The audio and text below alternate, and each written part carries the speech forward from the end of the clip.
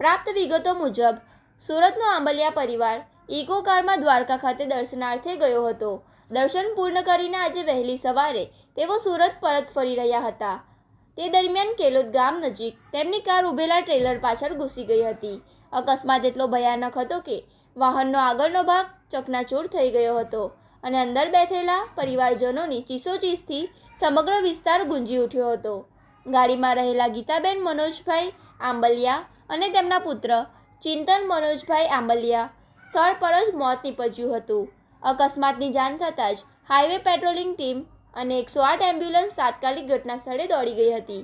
ઈજાગ્રસ્તોને કારમાંથી બહાર કાઢી પ્રથમ ભરૂચ સિવિલ હોસ્પિટલ ખાતે ખસેડાયા હતા. ગંભીર ઈજા પામેલા સૃષ્ટિ મનોજભાઈ આંબલિયા, મનોજભાઈ કલ્યાણભાઈ આંબલિયા અને સોનલબેન વિજયભાઈ ગોગરીને 108ની ટીમ દોડી આવીને હોસ્પિટલ ખસેડાયા હતા. તેમજ જ્યાં ફરજ પર તબીબોને ગીતાબેન અને માસૂમ ચિંતનને મૃતદેહ જાહેર કર્યા હતા. ગંભીર રીતે ઘવાયેલા અન્ય સભ્યોને વધુ સારવાર માટે ખાનગી હોસ્પિટલમાં રિફર કરવામાં આવ્યા છે.